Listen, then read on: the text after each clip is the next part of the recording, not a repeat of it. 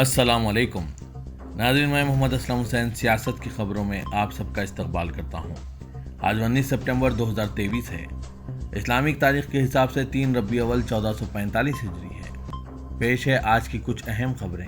ہندوستانی خلائی ایجنسی نے آج منگل کی صبح آدتیہ ایل1 شمسی آبزرویٹو کو ٹرانس لیگرانجن پوائنٹ 1 پر کامیابی سے داخل کر کے سورج کی طرف روانہ کیا، اس کی اطلاع دی۔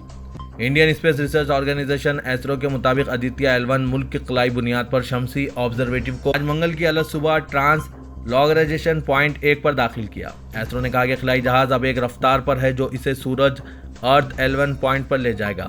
اسے تقریباً 110 دنوں کے بعد ایک تدبیر کے ذریعے ایل1 کے گرد مدار میں داخل کیا جائے گا۔ یہ لگاتار 5واں موقع ہے جب ایسرو نے کامیابی کے ساتھ کسی شے کو کسی دوسرے آسمانی جسم یا خلا میں مقام کی طرف منتقل کیا۔ پارلیمنٹ کے خصوصی اجلاس کے درمیان کابینہ کا ایک اہم اجلاس منعقد ہوا۔ ذرائع کی مانیں تو اس میٹنگ میں خواتین ریزرویشن بل کو منظوری دے دی گئی ہے۔ اس بل کو لے کر کئی طرح کی قیاس آرائیاں کی جا رہی تھی، لیکن تمام قیاس آرائیوں کو ایک طرف رکھتے ہوئے آخرکار مرکزی کابینہ نے اس بل کو منظوری دے دی۔ اس منظوری کے بعد خواتین ریزرویشن بل لوک سبھا میں پیش کیا جائے گا۔ خواتین کے ریزرویشن بل میں لوک سبھا اور ریاستی اسمبلیوں میں خواتین کے لیے 33% یا 1/3 نشستیں ریزرو کرنے کی تجویز پیش کی گئی۔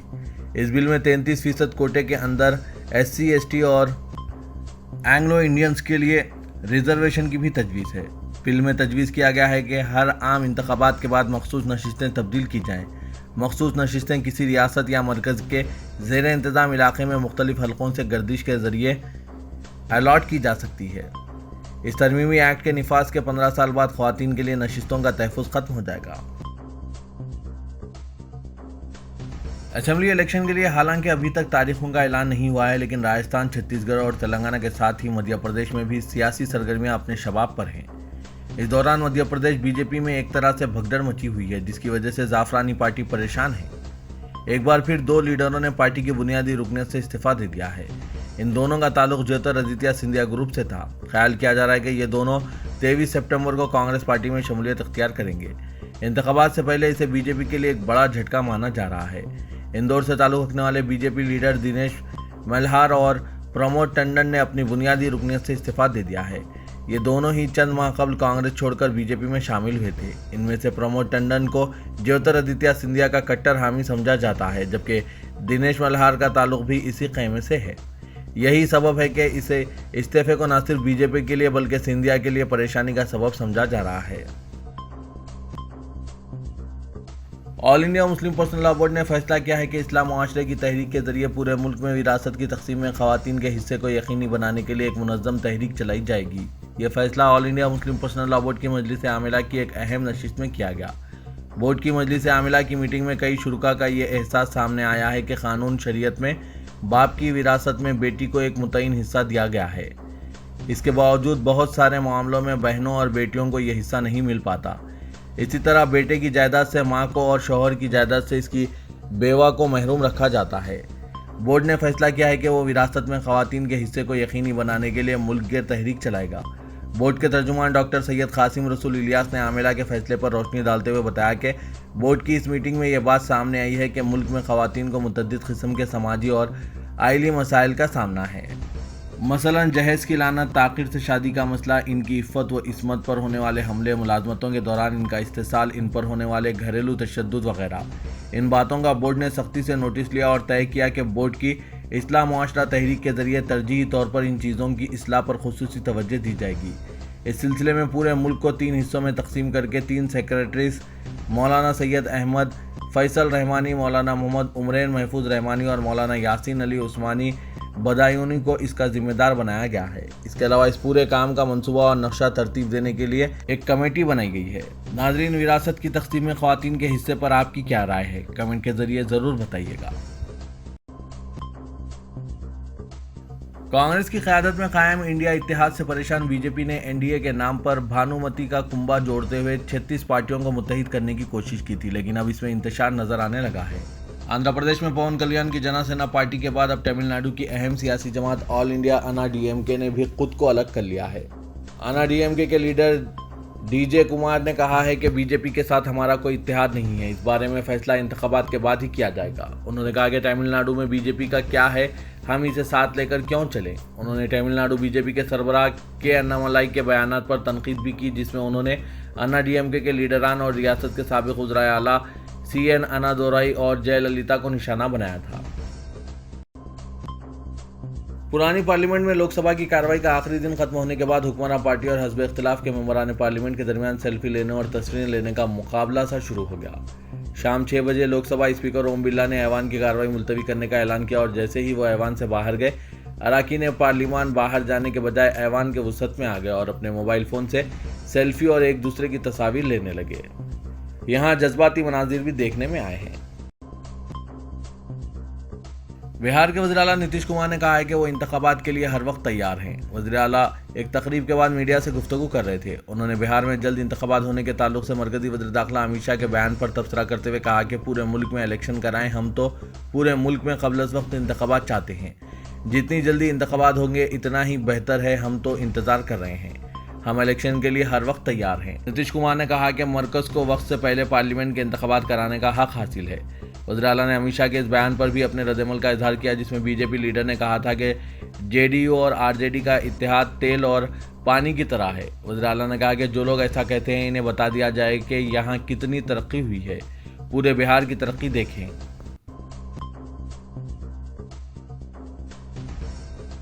गोधरा ट्रेन आतिशज़दी के इल्ज़ामात में माखूज़ मुसलमानों की रिहाई के लिए जमात उल हिंद ने मुल्क के नामुर वकला की खिदमत हासिल करके बेगुनाहों की बाइज्जत रिहाई तक कानूनी जंग लड़ने का ऐलान किया है। वाज़ेह है कि एक तरफ गुजरात में मुसलमानों की नस्ल कशी में मुलविस शरपसंद अदालतों से कमज़ोर मुकदमात की वजह से बरी हो गए हैं और बिल्कुस बानू के कसूरवारों को भी रिहा कर दिया गया है, जबकि दूसरी तरफ गोधरा ट्रेन आतिशज़दी के इल्ज़ामात में माखूज़ मुसलमान अब भी सलाखों के पीछे मौजूद हैं। इस मामले में उम्र कैद की सज़ा पाने वाले 31 मुलज़िमीन ने जमात उल हिंद कानूनी इमदाद कमेटी के तवस्सुत से सुप्रीम कोर्ट में अपील दायर कर रखी है। अदालत उज़्मा के जस्टिस JK महेश्वरी और जस्टिस KV विश्वनाथन पर मुश्तमिल 2 रुकनी बेंच ने इस पर समाअत करते हुए फरीकीन के वकला से 4 हफ्ते में अपना तहरीरी जवाब दाखिल करने का हुक्म दिया है। मुलज़िमीन ने 2018 में अपील दायर की थी, ताहम इस पर समाअत ना होने के सबब चंद मुलज़िमीन ने ज़मानत की दरख्वास्त की थी, जिसको अदालत उज़्मा ने मंजूर कर लिया था। दीगर मुलज़िमीन की ज़मानत की दरख्वास्त मुस्तरद करते हुए इस पर हतमी समाअत का हुक्म जारी किया गया था। सदर जमात उल हिंद मौलाना अरशद मदनी ने गोधरा सानेहा मामले के मुलज़िमीन की अपील पर सुप्रीम कोर्ट के जरिए समाअत पर रजामंदी के इजहार पर रद्दअमल का इजहार करते हुए कहा कि जमात उल हिंद मुलज़िमीन को बरी कराने के लिए मुल्क के मारूफ वकला की खिदमत हासिल करेगी और हम बेगुनाहों की रिहाई तक चैन व सुकून से नहीं बैठेंगे।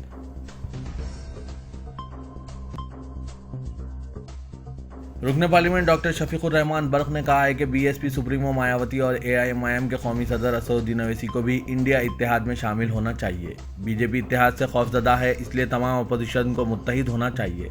साथ ही उन्होंने पार्लियामेंट के खुसूसी इजलास को फ्रॉड करार दिया और कहा कि इसके पीछे कोई बड़ी साजिश हो सकती है, अपोजिशन को इसमें जाना चाहिए। डॉक्टर शफीकुर रहमान बर्क ने कहा है कि पार्लियामेंट के इजलास में पूरी अपोजिशन को शिरकत करनी चाहिए। अगर इसने शिरकत नहीं की तो वो एक तरफा तौर पर सब कुछ करेंगे।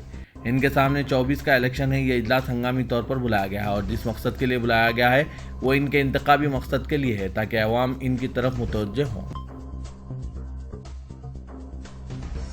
इंडिया इत्तेहाद की मुझे परवाह नहीं है, इसमें बैठने से भी दम घुटेगा। आपको अगर मुकाबला करना है तो BJP से करो। हम भी चाहते हैं कि 2024 में BJP की शिकस्त हो। इस मुल्क में अगर मोदी से कोई लड़ रहा है तो वो मुसलमान है। जब मुसलमानों की सियासी आवाज़ होगी तभी इस मुल्क की जमहूरियत और आइन मजबूत होंगे। साबिक IPS ऑफिसर अब्दुल रहमान की किताब absent in politics and power, political exclusion of Indian Muslims की रस्म इजरा के मौके पर डॉक्टर अम्बेडकर इंटरनेशनल सेंटर में मुनक़िदा एक तकरीब के दौरान रुकने पार्लियामेंट असदुद्दीन ओवैसी ने इन ख्यालात का इजहार किया और न सिर्फ इंडिया इत्तेहाद को हदफ तनकीद बनाया बल्कि कांग्रेस को भी निशाना बनाया। अपनी किताब के बारे में बताते हुए अब्दुल रहमान ने कहा है कि आज पार्लियामेंट और असेंबलियों में मुसलमानों की नुमाइंदगी बहुत कम है। इसकी वजह यह है कि इन्हें नुमाइंदगी नहीं मिली। BJP कहती है कि हमें मुसलमानों के वोट की ज़रूरत नहीं, जबकि दूसरी सेकुलर जमातें मुसलमानों को दरकिनार करती हैं। उन्होंने मुतालबा किया कि जहां मुसलमानों की आबादी 35% से ज़्यादा है वहां इन्हें टिकट दिया जाना चाहिए। इस किताब और इस तकरीब के इनेकाद का मकसद है कि किस तरह मुसलमानों की नुमाइंदगी बढ़ाई जाए। ریاست تلنگانہ میں کانگریس کے جلسے عام کی کامیابی اور 6 پرکشش گارنٹیز کے اعلان کے بعد حکمران جماعت BRS بوکھلاہٹ کا شکار ہو گئی ہے۔ ان وعدوں کا عوام میں کتنا اثر ہو رہا ہے، ایک طرف اس کا جائزہ لے رہی ہے تو دوسری طرف انہیں جھوٹا ثابت کرنے خصوصی حکمت عملی تیار کی جا رہی ہے۔ 10 سال تک برسر اقتدار رہنے والی BRS کے خلاف لہر پایا جانا فطری بات ہے، مگر چیف منسٹر KCR نے سب سے پہلے 115 امیدواروں کا اعلان کر کے کانگریس اور BJP پر سبقت لینے کے ساتھ پارٹی ناراضگیاں شدت کے ساتھ منظر عام پر آ گئی۔ پارٹی قیادت 1 ماہ سے اپنے ناراض قائدین کو سمجھانے منانے میں مصروف ہیں۔ ابھی اس سے سنبھل نہیں پائے تھے کہ کانگریس کے جلسے کی کامیابی کے ساتھ مزید فکر مند ہو گئی ہے۔ ذرائع سے پتہ چلا ہے کہ چیف منسٹر KCR نے چند وزراء اور پارٹی کے اہم قائدین سے رابطہ کرتے ہوئے کانگریس کے وعدوں کا عوام پر کتنا اثر پڑا اس کا جائزہ لیا ہے اور ان وعدوں کو ناممکن اور جھوٹا ثابت کرنے کی حکمت عملی تیار کی جا رہی ہے۔ وزیراعظم نریندر مودی نے پھر ایک مرتبہ علیحدہ تلنگانہ ریاست تشکیل کے طریقہ کار پر اعتراض جتایا ہے۔ پارلیمنٹ کے خصوصی اجلاس کے پہلے دن وزیراعظم نے اپنے خطاب میں پارلیمنٹ کی نئی عمارت میں داخلے کے موقع پر سابقہ عمارت کے 75 سالہ دور کے تجربات و تاریخی واقعات کی یاد تازہ کی۔ انہوں نے پارلیمنٹ کی قدیم عمارت سے تلنگانہ کی تشکیل کی یادوں کو کڑوی یادیں قرار دیا۔ وزیراعظم نے کہا کہ تلنگانہ کی تشکیل کے لیے آندھرا پردیش کی تقسیم کا طریقہ کار ٹھیک نہیں ہے اور تقسیم سے دونوں ریاستوں کے عوام بھی مطمئن نہیں ہیں۔ وزیراعظم نے کہا کہ پارلیمنٹ سے کچھ کڑوی یادیں بھی جڑی ہے۔ تلنگانہ کے حق کو دبانے کی بھرپور کوشش کی گئی۔ الیکشن کمیشن آف انڈیا نے تلنگانہ اسمبلی انتخابات کی تیاریوں کا آغاز کر دیا ہے۔ کمیشن کی ٹیم 3 اکتوبر سے تلنگانہ کا دورہ کرے گی۔ حیدرآباد میں 3 دن قیام کر کے کمیشن کی ٹیم اسمبلی انتخابات کی تیاری کا جائزہ لے گی اور قومی اور ریاستی پارٹیوں کے نمائندوں کے ساتھ اجلاس منعقد کرے گی۔ مختلف سرکاری محکمہ جات کے عہدیداروں کے ساتھ بھی اجلاس ہوگا، جن میں انکم ٹیکس، GST، ٹرانسپورٹ اور دیگر قانون نافذ کرنے والے ادارے شامل ہیں۔ انتخابی مہم میں دولت، شراب اور دیگر مواد کے استعمال کو روکنے کی منصوبہ بندی کی جائے گی تاکہ آزادانہ و منصفانہ رائے دہی کو یقینی بنایا جائے۔ تلنگانہ میں انتخابات کے پیش نظر BJP ماحول کو فرقہ وارانہ بناتے ہوئے پرامن فضا کو بگاڑنے اور سیاسی فائدہ اٹھانے کی کوشش کر رہی ہے۔ ساتھ ہی مسلمانوں کو نشانہ بنانے کے لیے پولیس ایکشن پر مبنی فلم رضاکار تیار کیا ہے۔ اس فلم کا ٹیزر جاری ہوتے ہی متنازع ہونے کے ساتھ سوشل میڈیا پر تیزی سے وائرل ہو گیا۔ اس فلم کو کویتا ستیہ نارائنا نے ڈائریکٹ کیا ہے اور گڈو نارائن ریڈی نے پروڈیوس کیا ہے۔ اس فلم کے ٹریلر کو دیکھیں تو 1948 میں نظام حکومت کے خاتمے کے بعد انہوں نے پولیس ایکشن جیسی صورتحال پیش کرنے کی کوشش کی۔ اس فلم میں مسلمانوں کو ظالم اور بڑے مجرم کی طرح پیش کرنے کی کوشش کی گئی۔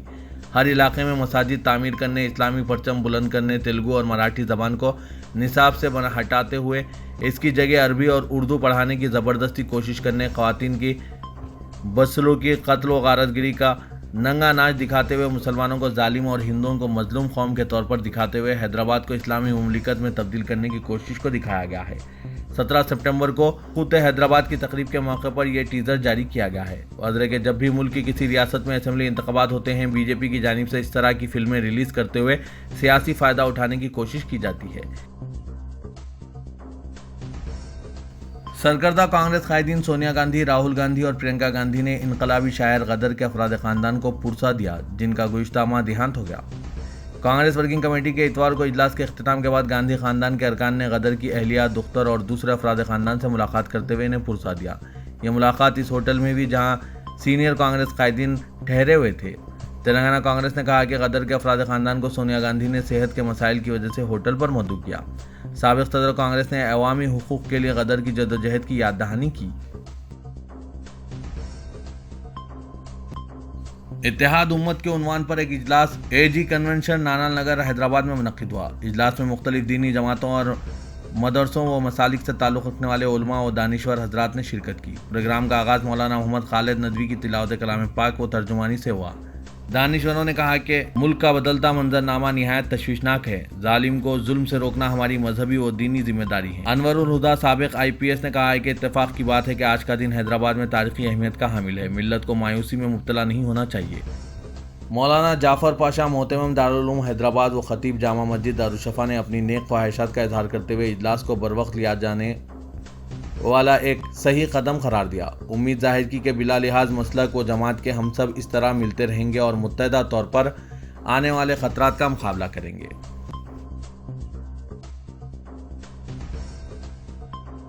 تلنگانہ میں آنے والے اسمبلی انتخابات سے پہلے ایک فلم رضاکار کا ٹیزر جاری کیا گیا ہے۔